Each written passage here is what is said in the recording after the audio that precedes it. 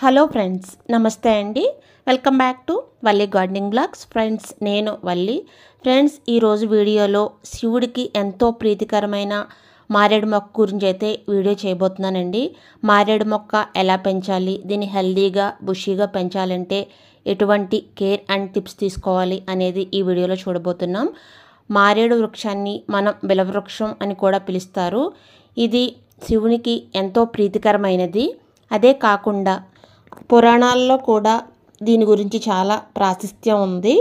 మనకి 1000 పువ్వులతో పూజిస్తే ఎంత ఫలితమో, ఈ ఒక్క ఆకుతో పూజిస్తే, శివుడిని పూజిస్తే అంత ఫలితం. ఇది శివుడికే కాకుండా లక్ష్మీదేవికి కూడా చాలా ప్రీతికరమైనదండి.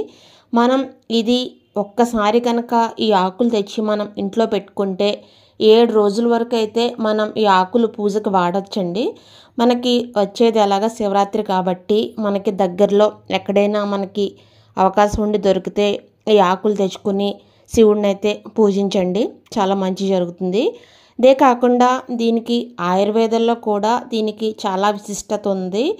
మనకి పరగడుపున ఒక ఆకుని కనుక తీసుకుంటే చాలా మంచిదని చెప్తారు. ముఖ్యంగా షుగర్ పేషెంట్లు అయితే ఈ ఆకు పరగడుపుని తింటే మనకి షుగర్ కంట్రోల్ అవుతుంది. ఇదే కాకుండా అన్ని రకాల రుగ్మతల్ని కూడా కంట్రోల్ చేస్తుందటండి. ఇది బాడీకి చలవ చేస్తుంది. నార్త్ వాళ్ళు అయితే దీన్ని మనకి ఒక షర్బత్గా కూడా మనకి వాడతారు. ఈ మొక్క వల్ల మనకి 1-2 కాదండి, చాలా ఆరోగ్య ప్రయోజనాలు ఉన్నాయి. ఈ మొక్క నుంచి వచ్చే గాలి పీలిస్తే చాలా మంచిదని మనకి పెద్దవాళ్ళు చెప్తూ ఉంటారు. ఇది ఒక ఎయిర్ ప్యూరిఫైర్గా కూడా మనం చెప్పవచ్చు. ఈ చుట్టుపక్కల ఉన్న ప్రదేశానికి కూడా ఇది చాలా మంచిదండి. ఇది అందుకే మనం వీలైతే టెర్రస్ గార్డెన్లో కానీ నేలపైన కానీ పెంచుకోవడానికి అయితే ప్రయత్నించండి. తులసితో పాటు సమానంగా మనం దీన్ని అయితే పెంచుకోవచ్చు.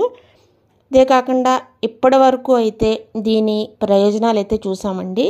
ఇది ఎలా నాటుకోవాలి, దీని కేర్ అండ్ టిప్స్ గురించి అయితే ఇప్పుడు చూద్దాము. ఫస్ట్ దీనికి సన్లైట్ ఎంత కావాలి, పాట్ సైజ్ ఎంత అనే విషయాలు అయితే చెప్తానండి.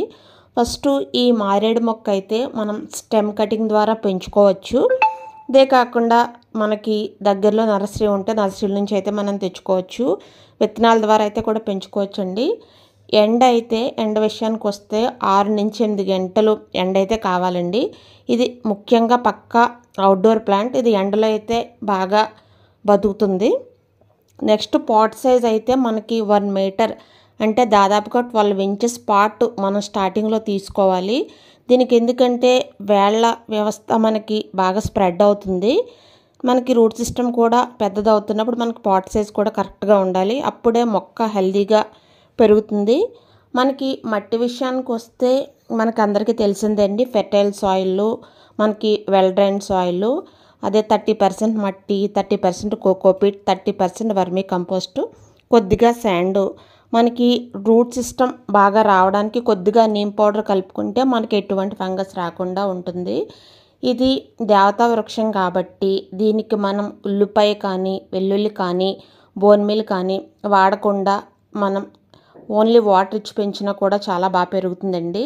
నేనైతే ప్రస్తుతం దీనికి ఈవినింగ్ కొద్దిగా రైస్ వాటర్ అయితే ఇస్తున్నాను. మనకి టెర్రస్ గార్డెన్లో మనకి ఆకులు ఒకటే కావాలి కాబట్టి మనం రైస్ వాటరు ఇలా మనం మంచివి ఇచ్చుకోవాలండి. మనం ఎటువంటి ఆనియన్ కానీ అదర్ అయితే ఇచ్చుకోకూడదు.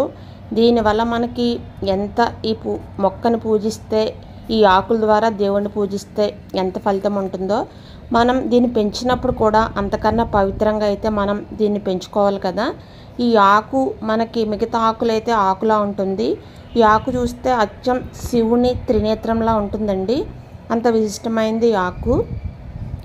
నెక్స్ట్ ఈ వాటరింగ్ కూడా మనకి సమ్మర్ కాబట్టి ఎక్కువగా చేయాలండి. మాయిశ్చర్ ఉండేలా చూసుకోవాలి, లేకపోతే చనిపోతుంది. దీని కొమ్మలు కూడా ఎండిపోతూ ఉంటాయి. అలా అని మరీ ఓవర్ వాటరింగ్ అయితే చేయకండి. ఓవర్ వాటరింగ్ చేసినా కూడా అడుగున రూట్ సిస్టమ్ డ్యామేజ్ అవుతుంది. మనం ఎప్పటికప్పుడు మన కుండీల్ని మనం చెక్ చేసుకుని మాయిశ్చర్ బట్టి మనం వాటర్ ఇచ్చుకుంటూ ఉండాలి. ఇది ఎవరికి వారే చెక్ చేసుకోవాలి. నెక్స్ట్ దీనికి ప్రూనింగ్ చేసుకోవాలండి. మనకి ప్రతినిత్యం పూజ చేసే వాళ్ళైతే ఎలాగా వాళ్ళు ఆకులు తుంచుకుంటారు. కొంతమంది అయితే తుంచకుండా చెట్టుకే వదిలేస్తారు. ఇటువంటి వారైతే తప్పకుండా ప్రూనింగ్ అయితే చేసుకోవాలి. ప్రూనింగ్ చేసిన తర్వాత నెక్స్ట్ మనం ఇవ్వాల్సింది అయితే ఫెర్టిలైజర్ అండి. దీనికి 1 మంత్కి ఒకసారి వర్మీ కంపోస్ట్ ఇచ్చుకోవాలి. అదేవిధంగా ఎన్పికే ఫెర్టిలైజర్ అండి. నైట్రోజన్ అంటే ఆకులు మనకి బాగా రావడానికి నైట్రోజన్, ఫాస్ఫరస్ అంటే మనకి రూట్ డెవలప్మెంట్కి, పొటాషియం స్టెమ్ కూడా డెవలప్ అవుతుంది. నెక్స్ట్ మరో ముఖ్యమైన విషయం రీపోటింగ్ అండి. దీన్ని కంపల్సరిగా 2 సంవత్సరాలకు ఒకసారి అయితే రీపోర్ట్ చేసుకోండి.